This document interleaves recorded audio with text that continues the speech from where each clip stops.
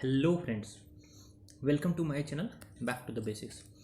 दोस्तों, हमारे चैनल का एक ही लक्ष्य है, to crack UPSC examination without any fear. और इस डर को हम लोग दूर भगाते हैं मेहनत के द्वारा। क्योंकि दोस्तों, मेहनत से कोई भी काम आसान हो जाता है, तो डर ऑटोमेटिक आपका दूर चला जाएगा। अगर आप भी बिना फियर के, बिना डरे, निर्भयता के साथ यूपीएससी क्लियर करना चाहते हैं, तो सबसे पहला काम आपको करना है, चैनल को सब्सक्राइब करके बेल आइकन दबा देना है, ताकि चैनल पर जितने भी कंटेंट आपके बेनिफिट के लिए आते हैं वो डायरेक्टली आपके तक पहुंच सके, यानी डायरेक्ट बेनिफिट ट्रांसफ़र हो सके। चलिए स्टार्ट करते हैं दोस्तों आज का वीडियो। क्वेश्चन नंबर 18 से हम लोग स्टार्ट करेंगे। अभी हम लोग देख रहे हैं सर्विसेज सेक्टर से रिलेटेड एमसीक्यूज ऑफ इकोनॉमी। तो 1 to 17 क्वेश्चन ऑलरेडी डिस्कस हो चुका है, आप प्रीवियस वीडियो में देख सकते हैं। आइए 18th क्वेश्चन पढ़ते हैं। What do you mean by the term anti trust with reference to Indian economy? With reference to Indian economy हो या with reference to any economy हो, एंटी ट्रस्ट का मतलब ये होता है कि मोनोपोली प्रैक्टिसेस से रिलेटेड, जो भी आपका इकोनॉमिक पॉलिसी या लॉ होगा, उसको बोलेंगे हम लोग एंटी ट्रस्ट। ठीक है, देखिए होता क्या है कि अगर कोई कंपनी मार्केट में क्या करती है, मोनोपोली बना लेती है सर्टेन सेक्टर में, तो वो क्या करे, कंज्यूमर का ट्रस्ट को ब्रेक कर रही है।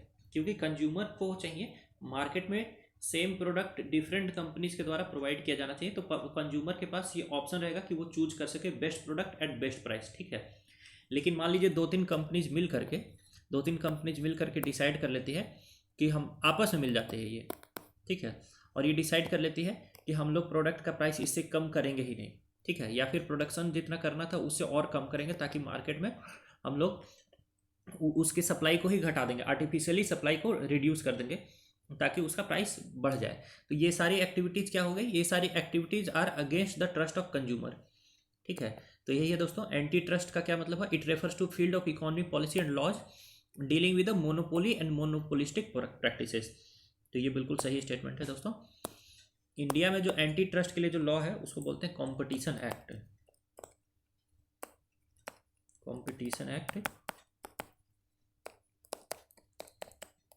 2002। इसके पहले जो लॉ था वो था MRTP act, monopoly and restrictive trade practices act. इसको रिप्लेस किया गया बाय द कॉम्पिटिशन एक्ट। तो पहला ये स्टेटमेंट इसमें राइट आंसर है, बाकी कुछ पढ़ने की जरूरत ही नहीं है।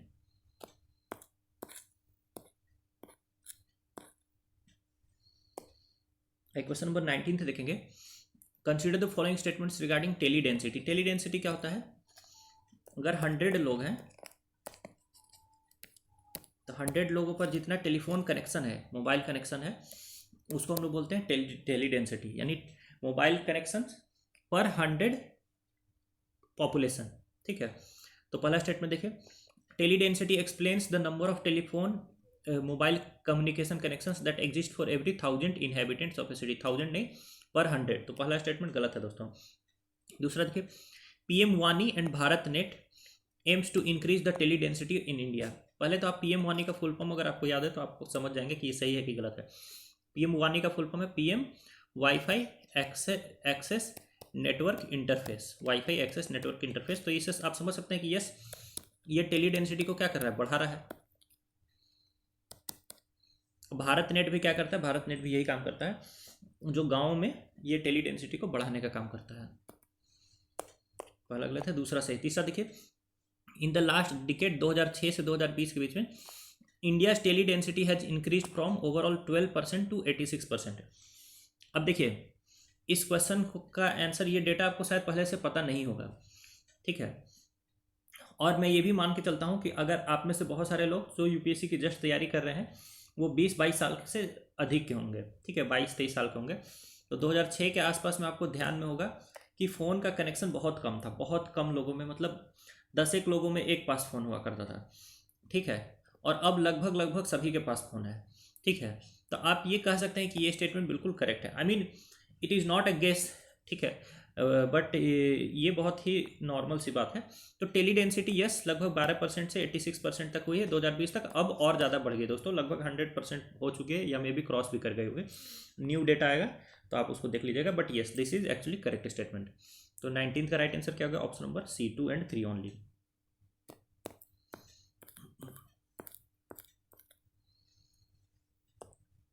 What does the term seed fund mean in Indian economy? देखिए सीड फंड क्या होता है, कैसे किसान जो है वो क्या करता है, पहले सबसे पहले सीड लगाता, बीज लगाता है और उससे फिर पौधा बनता है। पौधा बनने के क्रम में उसमें वो और भी चीज़ें, फर्टिलाइजर्स, इरिगेशन, सब कुछ करता है, ठीक है। तो उसी तरीके से स्टार्टअप्स में जो सबसे पहला इन्वेस्टमेंट होता है, सबसे पहला पहला जो इन्वेस्टमेंट होता है उसी को बोलते हैं हम लोग सीड फंड। तो देखिए investor invest capital in a startup company in exchange for an equity stake or convertible note stake in the company. तो यही इसका करेक्ट स्टेटमेंट है। बाकी आप देख लीजिए, funds provided to industries at times of incurring losses नहीं, funds provided for replacement and renovation of industries नहीं, a short term capital provided to directly aid startups with biotechnology based innovation. ऐसा जरूरी नहीं कि बायोटेक्नोलॉजी वाले ही, किसी भी innovation से रिलेटेड स्टार्टअप में सीड फंडिंग दी जाती है। बेसिकली जो एकदम इनिशियल लेवल पर फंडिंग की जाती है उसी को सीड फंड बोलते हैं, ठीक है। तो इसलिए इसका पहला स्टेटमेंट करेक्ट हो जाए। देखिए इसमें कहीं ऐसा मेंशन नहीं कि इनिशियल लेवल, बट सारे ऑप्शंस आपके एलिमिनेट हो गए, ठीक है। तो पहला स्टेटमेंट इसका करेक्ट हो जाएगा, 20 का ए इज द राइट आंसर है।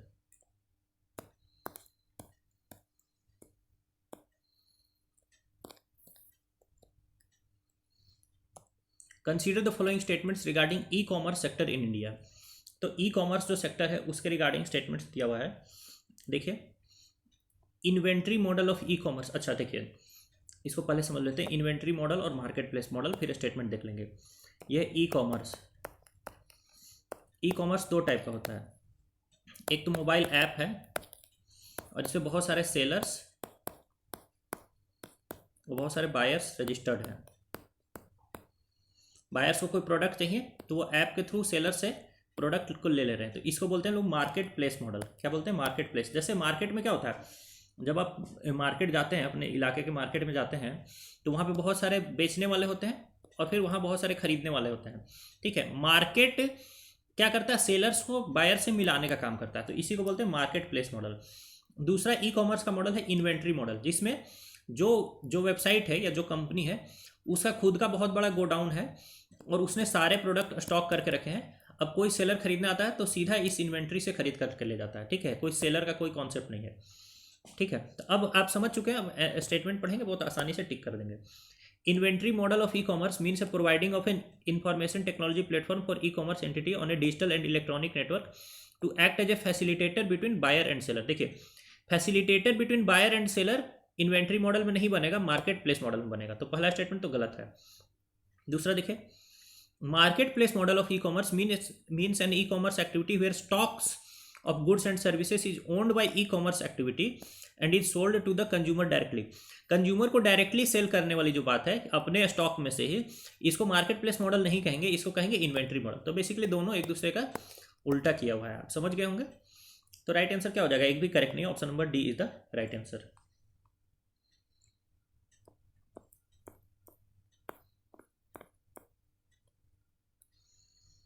दोस्तों यहाँ स्टेटमेंट दिया हुआ है विथ रिस्पेक्ट टू एफडीआई, ठीक है। तो यहाँ बोल रहा फॉरेन पोर्टफोलियो इन्वेस्टमेंट। आप पहले समझ लीजिए कि क्या है फॉरेन पोर्टफोलियो इन्वेस्टमेंट और फॉरेन डायरेक्ट इन्वेस्टमेंट।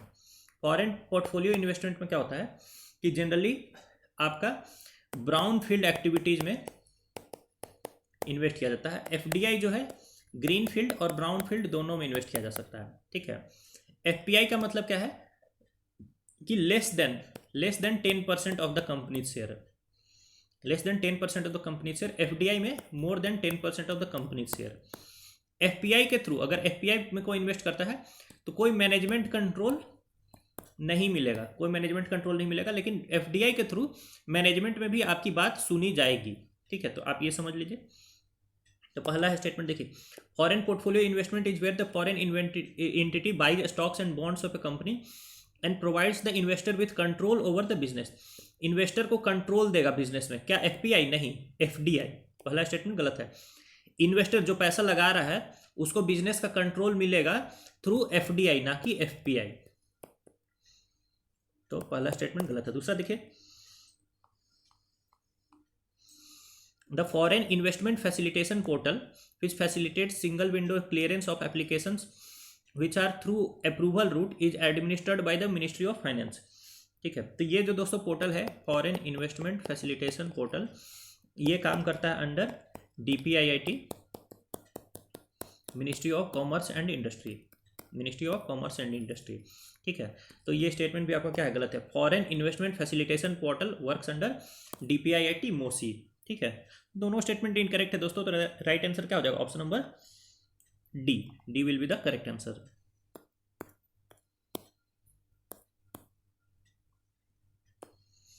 देखिए 23rd क्वेश्चन है, which of the following best describes the term asset monetisation. देखिए दो चीजें हैं, एक है प्राइवेटाइजेशन और एक है एसेट मोनेटाइजेशन। प्राइवेटाइजेशन का मतलब क्या है कि गवर्नमेंट के पास कोई भी प्रॉपर्टी है, कोई भी एसेट है या कंपनी है, उस कंपनी को या एसेट को गवर्नमेंट क्या करे, बेच रही है, सेल कर दे रही है सीधा। ठीक है, तो this is privatisation. Asset monetisation के केस में क्या है कि गवर्नमेंट की बहुत सारे गवर्नमेंट के पास क्या है, लैंड है या बिल्डिंग है, ठीक है, जो इसका की यूज नहीं हो रहा है। ठीक है, इसका की यूज नहीं हो रहा है, तो गवर्नमेंट क्या करेगी, किसी अरेंजमेंट के थ्रू, अरेंजमेंट यानी कोई भी पार्टनरशिप या स्पेशल पर्पस व्हीकल या छोटा कोई एग्रीमेंट वगैरह के थ्रू ये जो अनयूज्ड प्रॉपर्टी है, ठीक है, उसको दे देगी प्राइवेट सेक्टर को और उससे कुछ पैसे ले लेगी। बट ये प्राइवेट सेक्टर को इसकी ओनरशिप ट्रांसफर नहीं की गई है। ठीक है, प्राइवेट सेक्टर को ऐसा समझ लेना कि जमीन दे दिए गई लीज पर कि जाओ इससे जितना पैसा कमाना है कमा लो, 10 साल 20 साल 30 साल के लिए। ठीक है, and the ownership still belongs to the government only.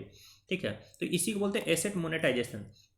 Asset monetisation के थ्रू क्या होगा कि जब ये पर्टिकुलर प्रॉपर्टी गवर्नमेंट दे देगी प्राइवेट सेक्टर को, उससे कुछ पैसा ले लेगी, उस पैसे से गवर्नमेंट क्या कर सकती है, एक नया एसेट क्रिएट कर सकती है, नया एसेट क्रिएट कर सकती है। इसीलिए इस एसेट मोनेटाइजेशन को हम लोग एसेट रिसाइकलिंग भी बोलते हैं। रिसाइकलिंग क्या होता है कि वेस्ट को यूज करके फिर से आप नया प्रोडक्ट यूज बनाते हैं, तो वही चीज़ है यहाँ पर हो रहा है एसेट्स के साथ। तो देखिए जब एसेट मोनेटाइजेशन क्या है आप समझ लीजिए, the public sector company selling of parts of equity to public sector enterprises to the, ये सब गलत है, the offering of public infrastructure to the private sector और institutional investors through structured vehicles and mechanisms. हाँ बिल्कुल सही बात है, थ्रू स्ट्रक्चर्ड व्हीकल्स या मैकेनिज्म के थ्रू जो आपका पब्लिक इंफ्रास्ट्रक्चर है उसको प्राइवेट सेक्टर को ऑफर करना ही क्या है आपका है एसेट मोनेटाइजेशन या फिर एसेट रिसाइकलिंग। ध्यान ये रखिएगा कि इसमें जो ओनरशिप है वो ट्रांसफर नहीं होती है, यूज करने का राइट ट्रांसफर होता है, यूज करने का राइट ट्रांसफर होता है, ओनरशिप राइट ट्रांसफर नहीं होती है। ठीक है, फिर देखिए process of converting businesses from public sector to the private sector. देखिए पब्लिक सेक्टर से प्राइवेट सेक्टर में कन्वर्जन को हम लोग बोलते हैं प्राइवेटाइजेशन। फिर देखिए the sale of portion of government shareholding of public sector enterprise up to 50% along with transfer of management control, यानी 50% या उससे अधिक का आपका स्टेक सेल और फिर मैनेजमेंट कंट्रोल का ट्रांसफर, इसको बोलते हैं हम लोग स्ट्रैटेजिक डिसइन्वेस्टमेंट। स्ट्रैटेजिक डिसइन्वेस्टमेंट, ये सब तो आपको डेफिनेशंस याद रखने चाहिए। प्राइवेटाइजेशन, स्ट्रेटजिक डिसइन्वेस्टमेंट और ये है आपका disinvestment. The public sector company selling of parts of equity of public sector enterprises to the public, मतलब थोड़ा सा आपका जो शेयर है पब्लिक सेक्टर का उसको पब्लिक में बेचना। ठीक है, तो वो हो जाएगा आपका डिसइन्वेस्टमेंट, ये हो जाएगा डिसइन्वेस्टमेंट। 50% से ज़्यादा बेच दिए, ठीक है, मैनेजमेंट भी ट्रांसफर कर दिया, तो उसको बोलेंगे स्ट्रेटजिक डिसइन्वेस्टमेंट। ठीक है, और पब्लिक सेक्टर से प्राइवेट सेक्टर की तरफ कन्वर्जन को बोलेंगे हम लोग प्राइवेटाइजेशन। ये एक जनरल टर्म है। तो खैर 23rd का right answer is option number B.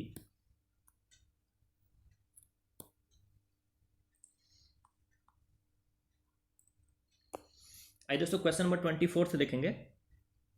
Consider the following statements regarding the insurance sector. तो इंश्योरेंस सेक्टर के रिगार्डिंग स्टेटमेंट्स है, domestic systemically important insurers are identified on an annual basis by Reserve Bank of India. तो सबसे पहले बात ये समझ लीजिए कि एक है बैंक और एक है इंश्योरेंस कंपनी। तो बैंक तो बहुत सारे हैं, बहुत सारे बैंक क्या हो सकते हैं, कोलैप्स भी कर सकते हैं। ठीक है, सिमिलरली बहुत सारे इंश्योरेंस कंपनीज है, बहुत सारी इंश्योरेंस कंपनीज कोलैप्स भी कर सकती है, यानी अनप्रॉफिटेबल होगी, बैंकरप्ट हो गई। तो ये कोलैप्स हो गई तो चलो ठीक है, थोड़ा सा इसका असर होगा। ठीक है, उस तरह से इंश्योरेंस कंपनीज कोलैप्स कर गई तो उसका थोड़ा सा असर होगा। लेकिन अगर कोई ऐसी इंश्योरेंस कंपनी है या कोई ऐसा बैंक है जिसके कोलैप्स होने पे पूरी इकोनॉमी पे में उसका एक अच्छा खासा बड़ा प्रभाव पड़ेगा, तो उसको बोलेंगे हम लोग डोमेस्टिक सिस्टमिकली इंपॉर्टेंट बैंक के केस में बैंक, और इंश्योरेंस कंपनी के केस में इंश्योरर्स। ठीक है, इसको हम लोग बोलते हैं too big to fail. Too big to fail यानी इतना बड़ा है कि अगर ये फेल हो तो ये अकेले नहीं गिरेगा, मतलब हम तो डूबेंगे सनम, तुमको भी ले डूबेंगे, वो वाली बात है। ठीक है, तो यही है। अब देखिए, जो डोमेस्टिक सिस्टमिकली इंपॉर्टेंट बैंक्स होता है उसको आइडेंटिफाई करता है आरबीआई, और जो डोमेस्टिक सिस्टमिकली इंपॉर्टेंट इंश्योरर्स होता है उसको आइडेंटिफाई कौन करेगा? IRDAI। तो पहला स्टेटमेंट क्या आपका रॉन्ग है।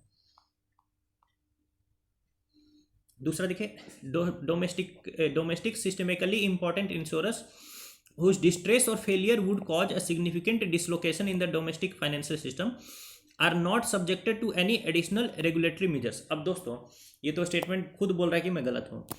एक ऐसा इंश्योरेंस कंपनी जिसके फेल होने से सिस्टम पर बहुत मतलब उसका तगड़ा नुकसान हो सकता है, बहुत असर पड़ सकता है, उसके लिए कोई भी एडिशनल रेगुलेटरी मेजर नहीं होगा। आप खुद सोचिए, गवर्नमेंट चाहेगी ना या IRDAI चाहेगी ना कि इस ये तो फेल नहीं होनी चाहिए, कोई दूसरा कंपनी फेल हो जाए तो हो जाए, बट ये कंपनी फेल नहीं होना चाहिए। तो उसको फेलियर से बचाने के लिए क्या होगा? वहाँ पर एडिशनल रेगुलेटरी मेजर्स होंगे कि नहीं होंगे?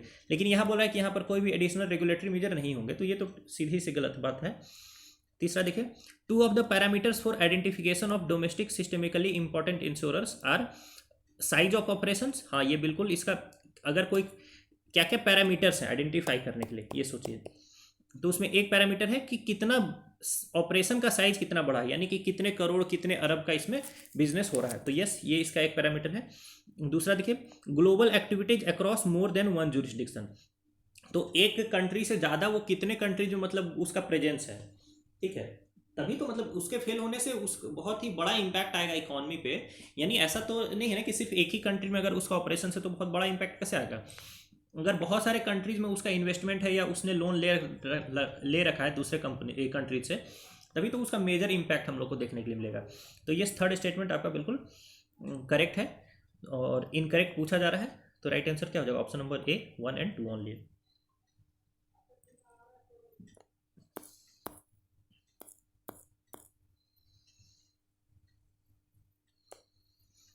देखिए, consider the following statements regarding purchasing managers index. तो परचेजिंग मैनेजर्स इंडेक्स क्या होता है? ये कॉन्सेप्ट है जिसको कि प्राइवेट सेक्टर ही लेकर के आए हैं। ठीक है, तो ये क्या करते हैं ना कि मार्केट के जो प्लेयर्स हैं उनसे जा करके पूछते हैं कि मार्केट का सेंटीमेंट कैसा है। तो वो जैसा पॉजिटिव बताते जाते हैं या फिर निगेटिव बताते जाते हैं, तो उसके अकॉर्डिंग ये लोग एक इंडेक्स बनाते हैं। ठीक है, तो इंडेक्स में क्या है कि 50 से अगर कम की वैल्यू है तो 50 से कम की वैल्यू शो करते हैं कि जो इंडस्ट्री है वो कॉन्ट्रैक्ट करेगी, और 50 से ऊपर का वैल्यू जो है वो बताती है कि इंडस्ट्री जो है वो एक्सपैंड करेगी, यानी ग्रोथ होगा। और 50 का वैल्यू जो है वो बताता है कि इंडस्ट्री जो है वो स्टैग्नेट करेगी, ना ही कॉन्ट्रैक्ट करेगी ना ही ग्रो करेगी। मेरी बात समझ गया? परचेजिंग मैनेजर्स इंडेक्स मैन्युफैक्चरिंग के लिए अलग से आता है और सर्विसेज के लिए अलग से आता है। ठीक है, फिर दोनों का कंबाइंड करके भी एक निकाला जाता है। ठीक है, तो वो हो जाएगा परचेजिंग मैनेजर्स इंडेक्स कंबाइंड, ये समझ लीजिए। और हर मंथ के इसको शुरुआत में ही रिलीज कर दिया जाता है। तो चलिए पढ़ते हैं अभी statement. PMI is a private sector survey released at the start of every month and is calculated separately for manufacturing and services sectors and then a composite index is constructed। तो ये बिल्कुल सही स्टेटमेंट है, ये मैंने आपको पहले ही बता दिया। दूसरा देखिए, स्कोर एबव 50 डिनोट्स कॉन्ट्रैक्शन, नहीं 50 के ऊपर होगा एक्सपेंशन, 50 के नीचे होगा कॉन्ट्रैक्शन। तो दूसरा स्टेटमेंट गलत है दोस्तों।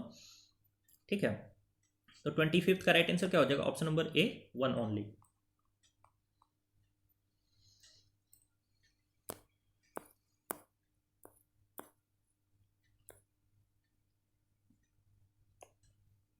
आई क्वेश्चन नंबर 26 देखेंगे। Consider the following statements regarding the revamped distribution sector scheme. Revamped distribution sector scheme ये है क्या? जैसे डिस्ट्रीब्यूशन कंपनी जो होती है, डिस्ट्रीब्यूशन यानी इलेक्ट्रिसिटी जो डिस्ट्रीब्यूशन करती है, तो जिसको डिस्कॉम्स बोलते हैं। तो डिस्कॉम्स से रिलेटेड जो आपका स्टेट की पब्लिक सेक्टर अंडरटेकिंग्स है, ठीक है, डिस्ट्रीब्यूशन कंपनीज में, ठीक है, उनको बहुत सारा क्या हो रहा था, इनइफिशियंसी था और लॉस हो रहा था। तो अलग अलग टाइम पर इस इनइफिशियंसी को रिड्यूस करने के लिए और लॉस को रिड्यूस करने के लिए बहुत सारे स्कीम आई और लास्ट में उन सभी स्कीम्स को क्या कर दिया गया, मर्ज कर दिया गया। और इसी मर्ज स्कीम का नाम है रिवैम्प्ड डिस्ट्रीब्यूशन सेक्टर स्कीम, ठीक है। चलिए देखते हैं इसके बारे में। It was launched to specifically overcome the operational deficiency, सही बात है, and financial constraints of the state owned discoms, ठीक है, एंड प्राइवेट सेक्टर डिस्कॉम्स। नहीं दोस्तों, ये प्राइवेट सेक्टर डिस्कॉम्स नहीं है, इस पार्ट ने इस स्टेटमेंट को गलत कर दिया, ठीक है। यहाँ तक ये बिल्कुल सही था, लेकिन ये प्राइवेट सेक्टर डिस्कॉम्स के लिए नहीं है, तो फर्स्ट स्टेटमेंट हो जाएगा रॉन्ग, ठीक है। यहाँ इसको हटा दीजिए तो ये स्टेटमेंट बिल्कुल करेक्ट है, लेकिन इसके कारण ये स्टेटमेंट इनकरेक्ट हो जाता है। दूसरा देखिए, it is an umbrella programme merging all the existing power sector reform schemes to increase efficiency, दूसरा बिल्कुल करेक्ट स्टेटमेंट है, ठीक है। तीसरा देखिए, power finance corporation is the sole nodal agency for the implementation of this programme. दोस्तों इसके implementation के लिए दो नोडल एजेंसीज चुने गए हैं, एक है रूरल इलेक्ट्रिफिकेशन कॉर्पोरेशन, ठीक है, रूरल इलेक्ट्रिफिकेशन कॉर्पोरेशन, दूसरा है power finance corporation, power finance corporation. तो ये सिर्फ एक ही नहीं है, पावर फाइनेंस कॉर्पोरेशन तो है ही है, साथ में रूरल इलेक्ट्रिफिकेशन कॉर्पोरेशन भी है, ठीक है। तो तीसरा स्टेटमेंट आपका रॉन्ग है।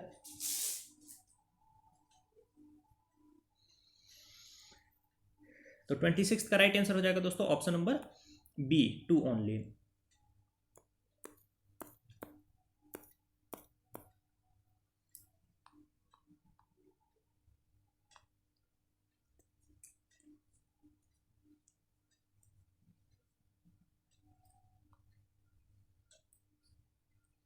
आई क्वेश्चन 27 से देखते हैं। Consider the following statements regarding chip to startup programme. देखिए, चिप टू स्टार्टअप प्रोग्राम क्या है, इंडिया को इलेक्ट्रॉनिक सिस्टम डिजाइन मैन्युफैक्चरिंग में, electronic system design and manufacturing में इंडिया का जो स्टेटस है उसको इंप्रूव करने के लिए ये लाया गया है चिप टू स्टार्टअप प्रोग्राम। तो अब इसी के अकॉर्डिंग स्टेटमेंट्स को हम लोग पढ़ेंगे। Under this programme the central government aims to train engineers in very large scale integration and embedded system design areas. Embedded system बोलते हैं वो वही चिप में बहुत सारा प्रोग्रामिंग वगैरह जो रहता है किया हुआ रहता है, फिर उस प्रोग्राम्ड चिप्स को यूज किया जाता है आपका अलग अलग पर्पस के लिए, ठीक है। तो इसी को हम लोग बोलते हैं एम्बेडेड सिस्टम, मतलब चिप में ऑलरेडी कुछ प्रोग्राम्स एम्बेडेड है, उस चिप को डायरेक्टली हम लोग फिर फर्दर यूज कर रहे हैं, ठीक है। तो यस बिल्कुल, अब हम लोग को electronic system design and manufacturing के सेक्टर में अपना जो पोजीशन को इम्प्रूव करना है तो हम लोग को इंजीनियर्स की जरूरत पड़ेगी, ठीक है। तो ये स्टेटमेंट बिल्कुल आपका सही है। दूसरा देखिए, the nodal agency for implementation of chip to startup programme is a national informatics centre. NIC इसका नोडल एजेंसी नहीं है, इसका नोडल एजेंसी है सीडैक, ठीक है। सीडैक का फुल फॉर्म होता है दोस्तों centre for development of advanced computing, और इसका हेडक्वार्टर है पुणे में, याद रखिएगा। सीडैक काम करता है आपका ministry of electronics and IT के अंदर। तो CDAC is the nodal agency for chip to startup programme, ना कि नेशनल इंफॉर्मेटिक्स सेंटर। तो दूसरा स्टेटमेंट गलत है, पहला करेक्ट है। तो राइट आंसर क्या हो जाएगा 27 का, ऑप्शन नंबर ए।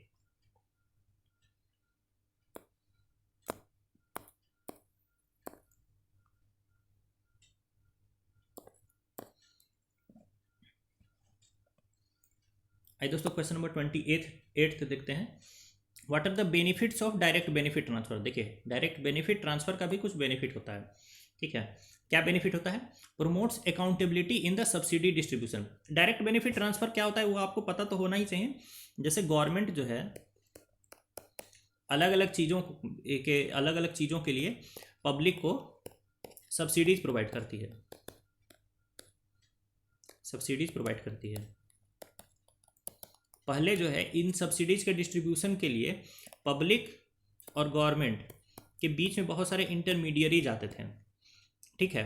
तो वो हर इंटरमीडियरीज क्या करता था, अपना अपना थोड़ा थोड़ा कट लेते जाता था, तो पब्लिक तक कुछ पहुंचता था नहीं, जो सच्चाई बात है यही है, बहुत कम पहुंचता था। तो तो इन इंटरमीडिएरीज को हटा करके गवर्नमेंट ने क्या किया कि जनधन जनधन अकाउंट, आधार और मोबाइल, इन सब के हेल्प से डायरेक्ट बेनिफिट ट्रांसफर करना शुरू कर दिया। तो इसलिए इसी के रिस्पेक्ट में ये स्टेटमेंट है कि promotes accountability in the subsidy distribution. तो दिस इज बिल्कुल टोटली करेक्ट स्टेटमेंट। दूसरा देखिए, increases pilferage in the distribution of money and reduces the misuse of public funds. देखिए ये तो बिल्कुल गलत स्टेटमेंट है। इसमें बस एक शब्द आपको नहीं आता होगा शायद, इस बात का फायदा उठाया जा रहा है। पिलफिरेज का मतलब होता है लीकेज। तो ये बोल रहा है कि ये जो डायरेक्ट बेनिफिट ट्रांसफर है ये लीकेज को क्या करता है, बढ़ाता है। ठीक है, लीकेज को बढ़ाता है, लेकिन आपको तो पता है कि ये लीकेज को घटाने के लिए है ना, लीकेज को बढ़ाने के लिए नहीं, लीकेज को घटाने के लिए, इसलिए दूसरा स्टेटमेंट इनकरेक्ट है। तीसरा देखिए, increasing transparency through eliminating ghost beneficiaries. Ghost beneficiary किसको बोलते हैं, यानी मान लीजिए कि आपने राशन कार्ड बनवा लिया, कोई आदमी है ही नहीं, एक इंसान है, उसने 10 राशन कार्ड बनवा लिया अलग अलग नाम पर। ठीक है, और जिस जिस नाम पर राशन कार्ड बनवाया वो सब आदमी एग्जिस्ट भी नहीं करते मार्केट में। ठीक है, तो ये सारे लोगों को क्या कहा जाएगा, घोस्ट बेनिफिशियरीज कहा जाएगा। तो डायरेक्ट बेनिफिट ट्रांसफर के थ्रू क्या किया जाता है, घोस्ट बेनिफिशियरीज को हटा दिया जाता है और ट्रांसपेरेंसी को बढ़ा दिया जाता है। ये बिल्कुल करेक्ट स्टेटमेंट है। फिर चौथा देखिए, save time and cost by increasing intermediaries. दोस्तों इंटरमीडियरीज को अगर बढ़ाया जाएगा तो टाइम एंड कॉस्ट कैसे घटेगा। और दूसरी बात है, डायरेक्ट बेनिफिट ट्रांसफर में इंटरमीडियरीज होते ही नहीं है। तो चौथा स्टेटमेंट आपका क्या है, गलत है। ठीक है, तो 28 का राइट आंसर क्या हो जाएगा, यहाँ इनकरेक्ट पूछा जा रहा है, तो 2 और 4 ये इनकरेक्ट है, ऑप्शन नंबर बी।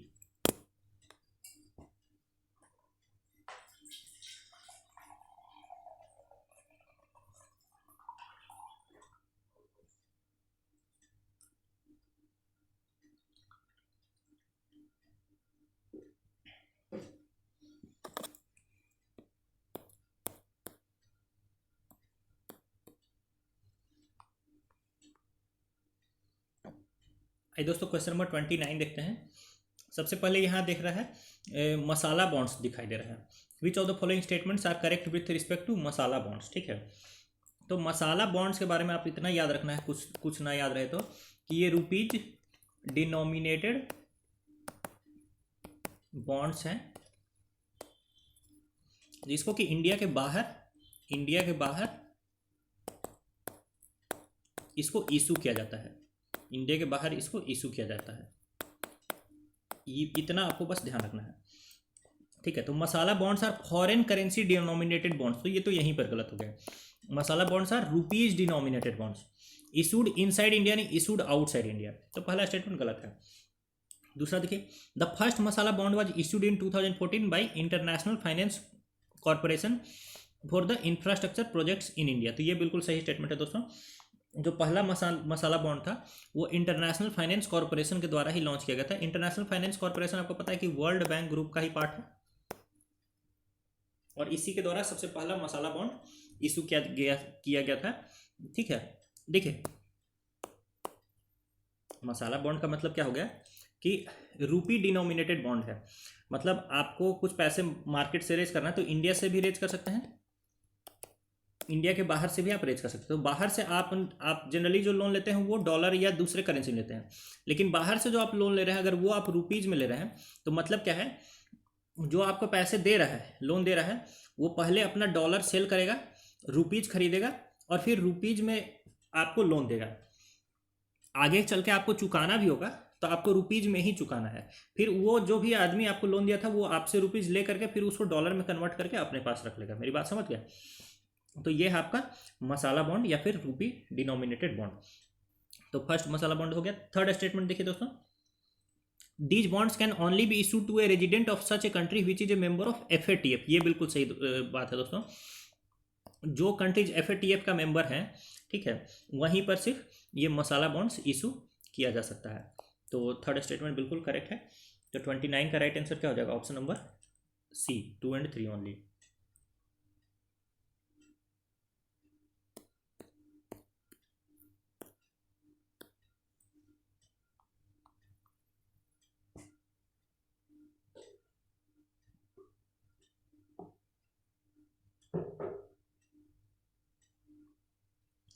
आइए दोस्तों क्वेश्चन नंबर 30 देखते हैं। Which of the following statements is are incorrect with respect to crowding out effect.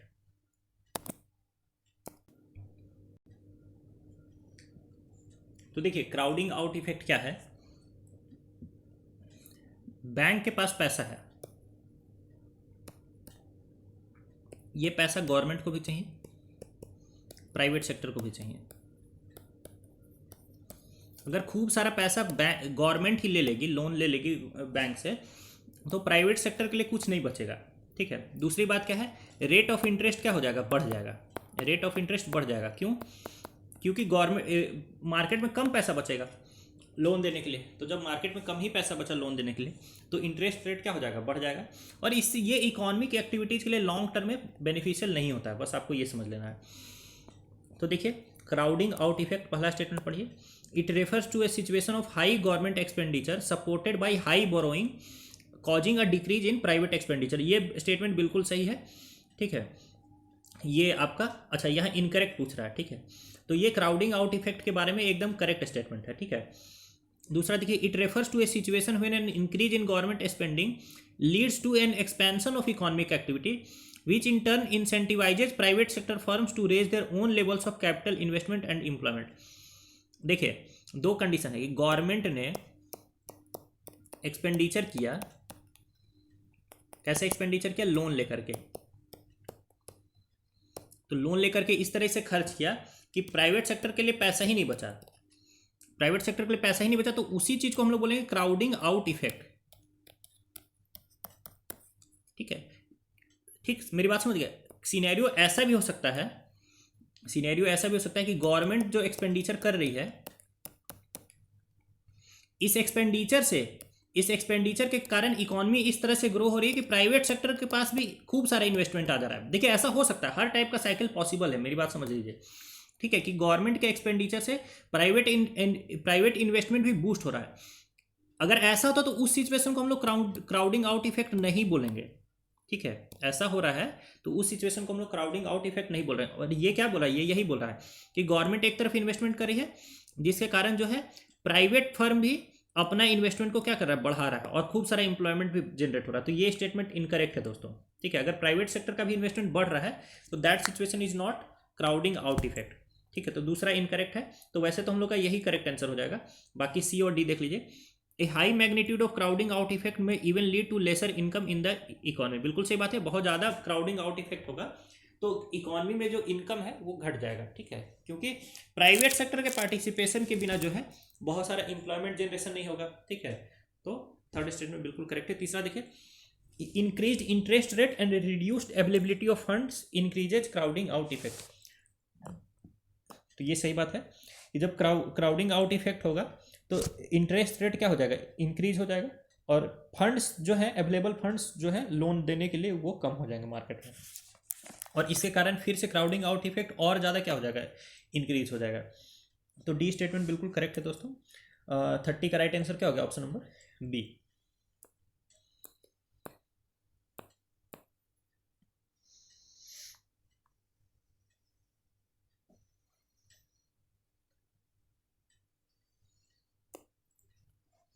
आइए 31 क्वेश्चन देखते हैं। Consider the following statements regarding green fins hub. देखिए ग्रीन फिन्स हब क्या है, इसको पहले समझ लेंगे। तो ये यूएनईपी और ये यूके की एक ये चैरिटी इंस्टीट्यूशन है, reef World foundation, reef World foundation. ठीक है, इन दोनों के कॉम्बिनेशन से ये लाया गया है जिस marine tourism industry platform, marine tourism industry platform. ठीक है, मरीन टूरिज्म को, सस्टेनेबल मरीन टूरिज्म को प्रमोट करने के लिए ये एक प्लेटफॉर्म बनाया गया है with the help of United Nations Environment Programme, और ये Reef World Foundation United Kingdom के द्वारा। ठीक है, तो यही ग्रीन फिन हब। तो पहले देखिए, the UNEP along with UK based charity Reef World Foundation has launched the Green Fin hub. तो ये बिल्कुल सही है। दूसरा देखिए, Green Fins is a conservation management strategy that offers the only environmental criteria for the maritime tourism that are internationally recognized। तो दोस्तों मैंने आपको बताया कि ये मैरीटाइम टूरिज्म को प्रमोट करने के लिए प्लेटफॉर्म है, और ये इंटरनेशनली रिकॉग्नाइज्ड इन्वायरमेंटल क्राइटेरिया को प्रमोट करता है। ठीक है, मतलब ऐसा इन्वायरमेंटल क्राइटेरिया जिससे मैरीन टूरिज्म प्रमोट हो। ठीक है, और जो कि इंटरनेशनली रिकॉग्नाइज्ड क्राइटेरिया हो। ठीक है, तो दूसरा स्टेटमेंट भी बिल्कुल आपका क्या है, करेक्ट है। तो यहाँ इनकरेक्ट पूछ रहा है, तो एक भी इनकरेक्ट नहीं है, तो right answer is option number D.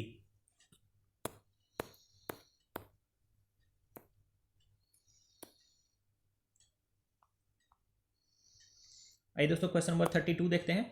Consider the following statements regarding Invest India. तो इन्वेस्ट इंडिया के रिगार्डिंग करेक्ट स्टेटमेंट्स को आइडेंटिफाई करना है। पहले देखिए, Invest India was formed in 2009 under section 25 of Companies Act for promotion of foreign investment to build capacity as well as bring in global best practices in investment targeting promotion and facilitation. ये सब बहुत लंबा चौड़ा statement लिखा हुआ है, basically ये correct statement है। ठीक है, इन्वेस्ट इंडिया जो है एक नॉन प्रॉफिट कंपनी है, नॉन प्रॉफिट कंपनी है, और इसको फॉर्म किया गया था 2009 में आपका कंपनीज एक्ट के तहत। ठीक है, और देखिए इसका काम क्या है, इंडिया में इन्वेस्टमेंट प्रमोट करना, इन्वेस्टमेंट को प्रमोट करना इसका काम है। ठीक है,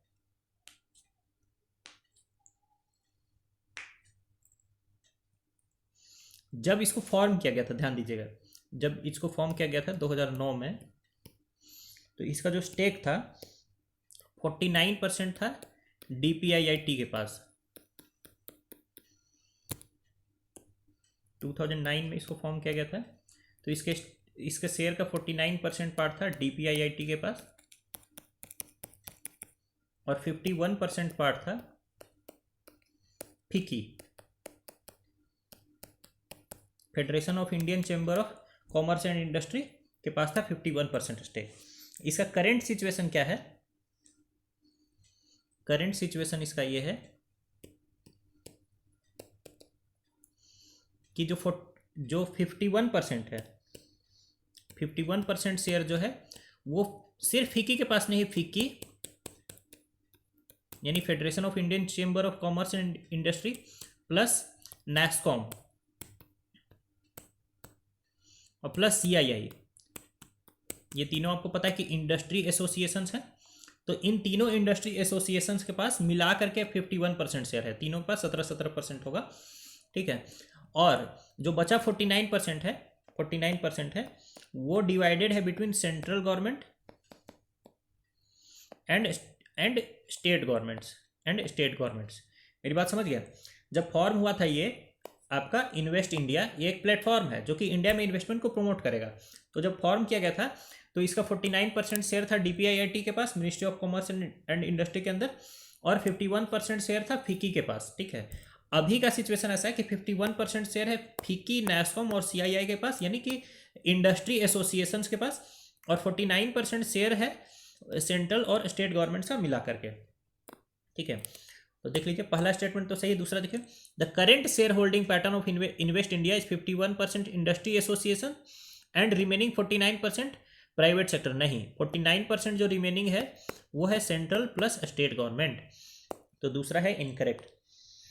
तीसरा देखिए, Invest India shall also be a facilitator and partner offering hand holding services to the investors to keep them to speedily fructify their investment plans. मतलब जो इन्वेस्टर है उनका हैंड होल्डिंग करेगा, इन्वेस्टमेंट को प्रमोट करेगा, तेजी से इन्वेस्टमेंट आए, यही सब काम करेगा। तो ये तो सही है। ठीक है, इसमें कुछ समझना नहीं है। तो 32 का राइट आंसर क्या हो जाएगा दोस्तों? 1 और 3, यानी कि ऑप्शन नंबर सी।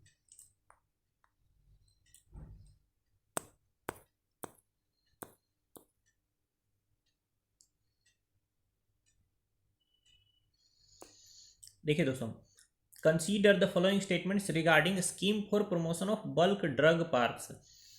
तो बल्क ड्रग पार्क्स ऐसा समझ लीजिए कि इंडिया जो है अभी ऑल ओवर वर्ल्ड में जितना जो फार्मास्यूटिकल का बिजनेस है उसमें उसका 3rd रैंक है वॉल्यूम ऑफ प्रोडक्शन के रिस्पेक्ट में, और 13th रैंक है वैल्यू ऑफ प्रोडक्शन के रिस्पेक्ट में। यानी हम लोग खूब सारा जो फार्मास्यूटिकल ड्रग्स है वो प्रोड्यूस कर सकते हैं, ये तो आपको आइडिया लग गया होगा। लेकिन ये जो फार्मास्यूटिकल ड्रग्स हम लोग प्रोड्यूस करते हैं, इसके लिए रॉ मटेरियल के लिए हम लोग डिपेंडेंट है कुछ कंट्रीज पर, मेनली चाइना। और आपको पता है कि चाइना के साथ हमारी कोई बहुत मतलब वो पक्की वाली दोस्ती तो है नहीं, तो चाइना क्या क्या भरोसा कि ये रॉ मटेरियल कभी भी सप्लाई करना बंद भी कर सकता है, तो हमारा पूरा बिजनेस जो है वो तुरंत हो जाएगा ठप। ठीक है, मतलब हम लोग रॉ मटेरियल ले करके उसमें वैल्यू एडिशन करके इंडिया में भी और इंडिया के बाहर भी उसको बेचते हैं। बट अगर चाइना से हमारी कल की के डेट में कुछ खटास होती है, और पहले भी ये चाइना ऐसा कर भी चुका है, जैसे कोविड-19 के टाइम में, कोविड-19 के दौरान चाइना ने जो है कुछ रॉ मटेरियल सप्लाई करना बंद कर दिया था या डिक्रीज कर दिया था। तो उससे फिर क्या होगा ना, हमारे लिए ये एक स्ट्रेटजिक लॉस होगा, क्योंकि अगर हेल्थ सेक्टर भी आपका कोलैप्स कर जाए तो that is not a very good thing. ठीक है, तो इसीलिए इंडिया इस सेक्टर में क्या होना चाहता है, आत्मनिर्भर होना चाहता है, आत्मनिर्भर होना चाहता है।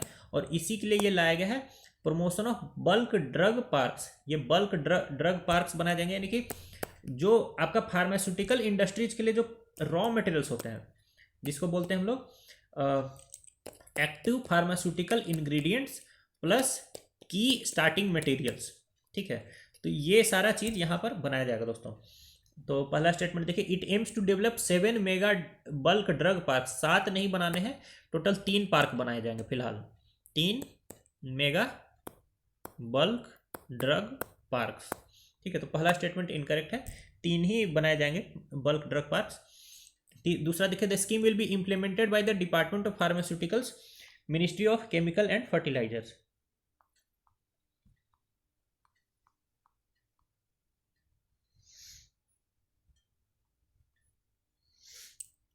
तो देख लीजिए इसके बारे में, ये जो स्कीम का इम्प्लीमेंटेशन होगा दोस्तों, वो होगा स्टेट इम्प्लीमेंटिंग एजेंसी के द्वारा। ठीक है, यानी जिस भी स्टेट में ये बल्क ड्रग पार्क्स लोकेट किए जाएंगे, उस स्टेट में ये फॉर्म किया जाएगा आपका स्टेट इम्प्लीमेंटेशन एजेंसी। ठीक है, और ये स्टेट गवर्नमेंट के अंदर होगा, स्टेट गवर्नमेंट के अंदर होगा, और वही इसका इम्प्लीमेंटेशन देखेगी। ठीक है, ना कि ये आपका डिपार्टमेंट ऑफ फार्मेसी ये नहीं देखेगा। ठीक है, तो दूसरा स्टेटमेंट भी क्या आपका इनकरेक्ट है दोस्तों। तीसरा देखिए, the facilities provided under this scheme will bring down the manufacturing cost of bulk drugs and will promote self reliance in pharmaceutical manufacturing. तो ये तो सही बात है, यही तो इसका ऑब्जेक्टिव है कि बल्क ड्रग्स के मैन्युफैक्चरिंग कॉस्ट को घटाइए और बल्क ड्रग्स के प्रोडक्शन को बढ़ाइए, ताकि फार्मास्यूटिकल मैन्युफैक्चरिंग में हम लोग आत्मनिर्भर यानी सेल्फ रिलायंट हो पाए। तो तीसरा बिल्कुल करेक्ट है। तो राइट आंसर क्या हो जाएगा इसका, ऑप्शन नंबर बी 3 ओनली। तो ये क्या दोस्तों, क्वेश्चन नंबर 33। अब आइए क्वेश्चन 34 पर आते हैं, and this is the last question, and I will prefer if you attempt this question instead of me telling you know its answer and its explanation. आइए क्वेश्चन 34 देखते हैं। Consider the following statements regarding market based economic dispatch. तो market based economic dispatch mechanism के बारे में statement है। It proposes a decentralised scheduling of power dispatches both interstate and intrastate. तो ये बोल रहा है कि ये डिसेंट्रलाइज्ड शेड्यूलिंग करता पावर डिस्पैच का, स्टेट के अंदर भी और स्टेट के बाहर भी। तो you have to tell me it is right और रॉन्ग। दूसरा देखिए, power is the concurrent list of constitution. तो जो पावर है वो कॉन्करेंट लिस्ट में है, मतलब ना ही यूनियन लिस्ट में है ना ही स्टेट लिस्ट में है। बताइए सही है या गलत है। फिर तीसरा देखिए, it is a way forward to depend power markets in line with the centre's one nation one grid one frequency one price formula. तो ये जो बोल रहा है ना कि market based economic dispatch mechanism जो है वो सेंट्रल गवर्नमेंट का एक स्कीम है, one nation one grid one frequency and one price. ठीक है, ये इसी को प्रोमोट करेगा, ये market based economic dispatch mechanism. तो you have to tell me it is right और रॉन्ग। ठीक है, and accordingly you will mark the right answer. Try to give detailed and explanation, full answer full of explanation. ठीक है, reasonable explanation, यानी कि कुछ भी। चलिए, इसी के साथ दोस्तों हमारा आज का सेशन समाप्त होता है। अगर आपको सेशन अच्छा लगा हो तो मेरे Telegram channel CSE with Anand Mohan पर आप मेरे से कनेक्ट हो सकते हैं। वीडियो को लाइक कर दीजिए, वीडियो को शेयर कर दीजिए, ठीक है, और चैनल को सब्सक्राइब कर दीजिए। आप सभी से मिलूंगा मैं एक और नए वीडियो में। आप सभी का बहुत बहुत धन्यवाद।